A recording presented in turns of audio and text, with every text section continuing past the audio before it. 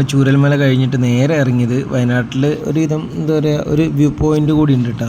കാരണം എന്താ വെച്ചാൽ ഇവിടെ പോകാൻ നമുക്ക് എക്സ്പെൻസോ കാര്യങ്ങളോ ഒന്നുമില്ല കേട്ടോ. നമുക്ക് ഫ്രീ ആയിട്ട് വിസിറ്റ് ചെയ്യാൻ പറ്റിയ ഒരു പ്രത്യേക ഒരു ഏരിയ കേട്ടോ. നല്ല രസമുള്ള എല്ലാവർക്കും കൂടി ഫാമിലി ആയിട്ടും സിംഗിളായിട്ടും എല്ലാവർക്കും പോകാൻ പറ്റിയ നല്ലൊരു വ്യൂ പോയിൻ്റ് കേട്ടോ.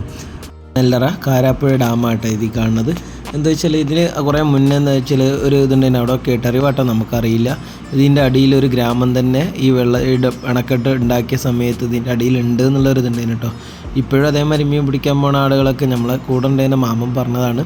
ഇതേമാതിരി കുറേ ആളുകൾ അതിലേക്ക് പോയിട്ട് 10-13 ആളുകൾ മരിച്ചതായിട്ടൊക്കെ ഒരു വിവരമുണ്ട്. അടിയിൽ കിണറും കാര്യങ്ങളും എല്ലാം ഉണ്ടായല്ലോ ഇതിൻ്റെ നടുത്തട്ടിൽ.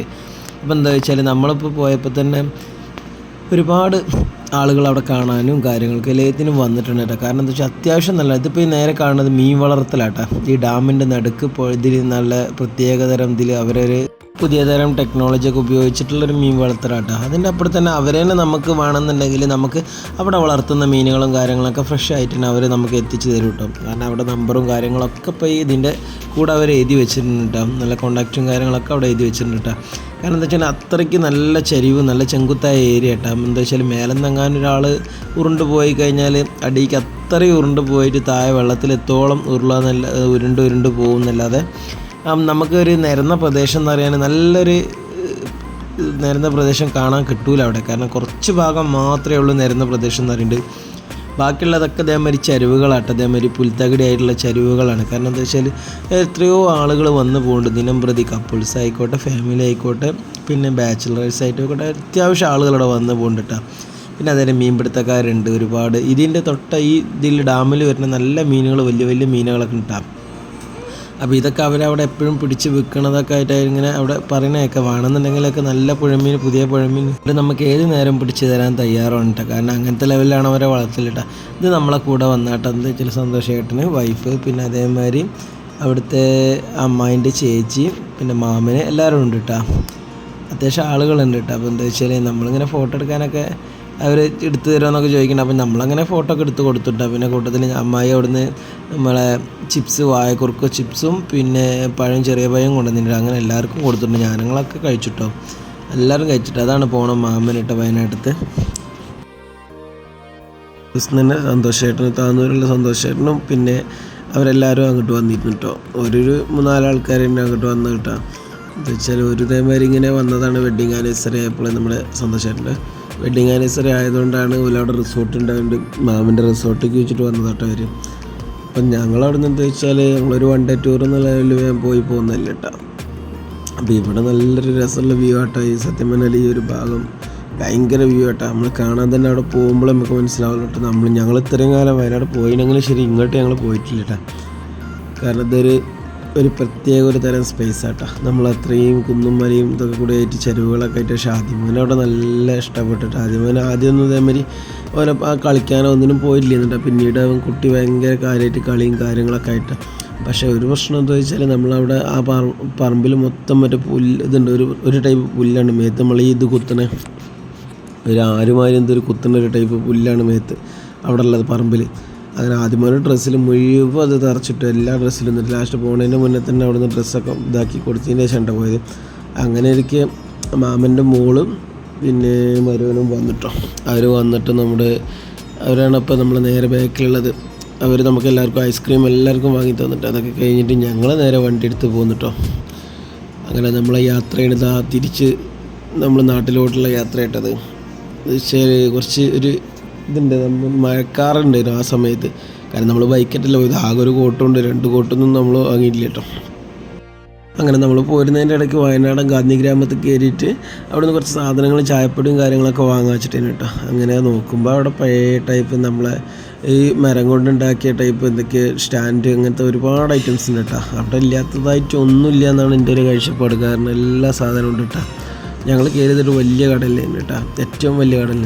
ഈ കടയത്തെ ആളെ ഇത് പറഞ്ഞപ്പോൾ ആ ഇയാൾ ചൂരൽമലയിലുള്ള ഒരാൾ തന്നെ കേട്ടോ. അപ്പോൾ അയാൾ പറഞ്ഞു ഇങ്ങനെ എന്താ വെച്ചാൽ ഞാൻ എൻ്റെ തൊട്ടപ്പുറത്തെ വീടാണ്, പക്ഷെ എൻ്റെ വീടിനൊന്നും പറ്റിയിട്ടില്ല, അതുകൊണ്ട് കുഴപ്പങ്ങളൊന്നും സംഭവിച്ചിട്ടില്ല. അപ്പോൾ അയാൾ പറഞ്ഞു ഇനി വരുന്ന സമയത്ത് വിളിക്കൊണ്ട് ഞാനാണെങ്കിൽ അങ്ങോട്ട് ആക്കി തരുന്ന നിങ്ങൾക്ക് അവിടെ ഫുള്ള് കാണിച്ച് തരേണ്ട ആ സാധനങ്ങളൊക്കെ എന്നൊക്കെ പറഞ്ഞിട്ടുണ്ട് കേട്ടോ ഇയാൾ. അപ്പോൾ നമ്മൾ പറഞ്ഞായിക്കോട്ടെ ഇനി വരുന്ന സമയത്ത് വിളിക്കേണ്ട, അപ്പോൾ നമുക്ക് ഒന്നിച്ച് പോവാം എന്നൊക്കെ പറഞ്ഞിട്ടുണ്ട്. ആദ്യമാനാണെങ്കിൽ അവിടെ നടന്നിട്ട് ഓരോ സാധനങ്ങൾ വലിച്ചിട്ടിട്ടും അത് ഇതാക്കിയിട്ടും എല്ലാം ചെയ്തിട്ട് അങ്ങനെ ഇരിക്കുക. ഞാനെന്ത് ചെയ്തു, ഒരു 5-6 പാക്കറ്റ് ചായപ്പൊടിയും കുറച്ച് മിഠായിയും പിന്നെ അങ്ങനെ കുറച്ച് ഐറ്റംസൊക്കെ വാങ്ങിട്ടോ. നമ്മളെ വീട്ടിലേക്ക് പിന്നെ പെങ്ങന്മാർക്കും എല്ലാവർക്കും കൊടുക്കണ്ട, അപ്പോൾ അതിനനുസരിച്ചുള്ള സാധനങ്ങളൊക്കെ വാങ്ങി.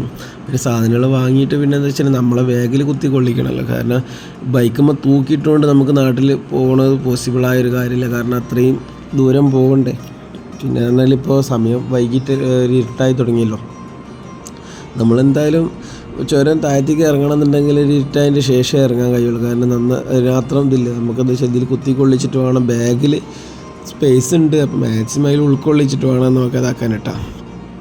ഇത് മറ്റേത് നമുക്ക് കയറൊക്കെ ഇട്ട് നമ്മൾ ബാഗ് നല്ല ഉഷാറായിട്ട് കയറൊക്കെ ഇട്ട് കെട്ടി ബാഗത്തെ സ്റ്റാൻഡുമ്പോൾ സീറ്റിംഗ് ആക്കി വെക്കണം കേട്ടോ.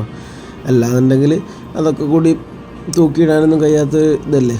എന്താ വെച്ചാൽ ഒരുപാട് നമുക്ക് കുലുങ്ങി യാത്ര ചെയ്ത് പിന്നെ എന്താ വെച്ചാൽ ആദ്യമാനും ഒക്കെ ഉള്ളതല്ല, നമുക്ക് ഹാൻഡിലും അത്രയും ബാറ് കൊടുക്കാൻ കഴിയില്ല. കാരണം കുറച്ച് ഒരു ചുരവും കാര്യങ്ങളും വളവും തിരിവൊക്കെ ആകുമ്പോൾ എന്താ വെച്ചാൽ നമുക്ക് അങ്ങനെ ഒരു പോകണമെന്നുണ്ടെങ്കിൽ അങ്ങനെ ഞങ്ങളത് ബാഗൊക്കെ വിട്ട് വയനാടിൻ്റെ മെയിൻ ഗേറ്റ് കഴിഞ്ഞു. Thank you, visit again. ഞങ്ങൾ നൈറ്റ് വ്യൂ കാണാൻ വേണ്ടിയിട്ട് വയനാട് വന്നാട്ടാ. വയനാടിൻ്റെ നൈറ്റ് വ്യൂ ആണ് ഇപ്പോൾ ഞങ്ങൾ കണ്ടത്. എന്താ പാടെന്ന് നോക്കാമല്ലോ, എല്ലാവർക്കും ഒന്ന് വാച്ച് ചെയ്ത് നോക്കാമല്ലോ. അമ്മു ആദ്യം ചെയ്താൽ മതി നിൽക്കണമെങ്കിൽ നൈറ്റ് വ്യൂ കാണിച്ചു തരാം. ഇപ്പം നമ്മൾ വയനാട് ചുരം ഇറങ്ങിയിട്ട് കോഴിക്കോട് റോട്ടിലേക്ക് ഫസ്റ്റ് വന്നുകൊണ്ടിരിക്കുകയാണ്. നമ്മളിവിടെ ഇറങ്ങണം കേട്ടോ. ഇറങ്ങിയിട്ട് ഇത് ചുരത്തിൻ്റെ സ്റ്റാർട്ടിങ് ആണത്. ഇതിപ്പോൾ നമ്മളതിൻ്റെ അടിയത്തെ വ്യൂ ആണ് ഇപ്പോൾ ഈ കണ്ടുകൊണ്ടിരിക്കുന്നത്. ആ ഭാഗമൊക്കെ എയർപിന്നുണ്ട്. പിന്നെ ഇതുണ്ട് അതിൻ്റെ ഏറ്റവും ലാസ്റ്റ് ഭാഗമായിരിക്കും എന്ന് വിചാരിക്കുന്നു. അത്രയും വ്യൂ ആണ്, ലൈറ്റും കാര്യങ്ങളും മിന്നണം. അതൊക്കെ റോഡാട്ടത്.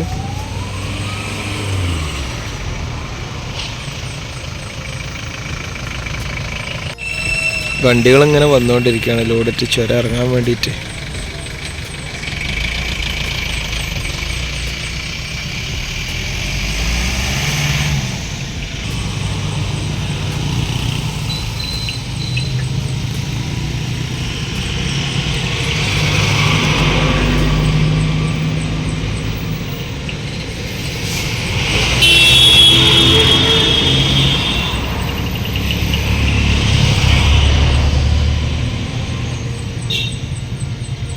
ഓരോ ചുരത്തിലും നല്ല തിരക്കും കാണുന്നുണ്ട്, ബ്ലോക്കും തിരക്കും തിരക്കൊക്കെ കാണുന്നുണ്ട്. റോഡ് നല്ല ടൈറ്റാണ് അവിടെയൊക്കെ കാണുന്നത്. അപ്പോൾ റോഡൊക്കെ നല്ല തിരക്കാട്ടോ ആ ചുരത്തിലൊക്കെ. ചിലയിടത്ത് മാത്രമേ ചുരുക്കം ബ്ലോക്ക് ഇല്ലാത്തുള്ളൂ കേട്ടോ. അങ്ങനെ ഞങ്ങൾ നേരെ അവിടെ നിന്ന് വീണ്ടും ഇറങ്ങിട്ടോ. കാരണം എന്താ വെച്ചാൽ ചുരങ്ങനെ ഇറങ്ങിക്കൊണ്ടിരിക്കുന്നത് നല്ല ബ്ലോക്കാട്ടോ. പൊതുവെ എന്താ വെച്ചാൽ നൈറ്റ് ആകുമ്പോൾ വലിയ വലിയ വണ്ടിക്കാർ വരുന്നത് കൊണ്ട് ഒരുപാട് ബ്ലോക്കായിരിക്കും. ചുരത്തിൻ്റെ എല്ലാ സൈഡിലും നല്ല ബ്ലോക്കാട്ടോ. നമ്മൾ കുറേ ഇരുന്നിരുന്നും ബ്ലോക്കൊക്കെ ആയിട്ട് അങ്ങനെ എന്ത് കുറച്ച് നേരം വണ്ടി ഒരു 10 മിനിറ്റ് നിർത്തിയിട്ടതിന് ശേഷം ഒന്ന് റെസ്റ്റ് എടുത്തിട്ട് പോകുമെന്ന് വിചാരിച്ചിട്ടാണ്. കാരണം ചെക്കനാണ് ആ നേരം നമുക്ക് വിശക്കണമുണ്ട്, മോനാദ്യ വിശന്ന് വിളിക്കുന്നുണ്ട് കേട്ടോ.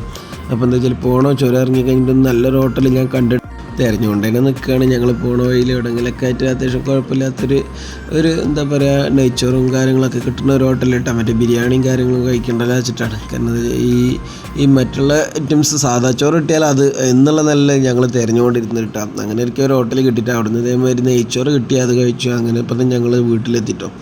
തിരിച്ചു കഴിഞ്ഞ് നമ്മൾ വീട്ടിലെത്തിയപ്പോഴേക്കൊക്കെ എല്ലാവരും നല്ല ടയേർഡായിരിക്കും കേട്ടോ. ഒരുപാട് നേരമായി ഇരുത്തം തുടങ്ങിയിട്ട് കിട്ടും. അപ്പോൾ ഏതായാലും ഇന്നത്തെ വീഡിയോ ഇത്രയേ ഉള്ളൂ. ഇഷ്ടപ്പെട്ട ലൈക്ക് ചെയ്യുക, ഷെയർ ചെയ്യുക, സപ്പോർട്ട് ചെയ്യാം. അപ്പോൾ ഏതായാലും ഞങ്ങൾ വീട്ടിലെത്തിയപ്പോൾ ഏതായാലും ഞങ്ങളെ യാത്ര എത്ര ഉള്ളൂ കേട്ടോ. എന്നിപ്പോൾ നേരം കുറേ സമയം ഇപ്പോൾ ഏതാണ്ട് 11-12 മണിയോളായി. അപ്പോൾ ഏതായാലും വണ്ടി ഇപ്പോൾ വന്ന് നിർത്തിയതാണ്. അപ്പോൾ ഇനി കുറച്ച് കഴിഞ്ഞിട്ട് ഓഫാക്കാം. അപ്പോൾ ഓക്കെ, ബൈ.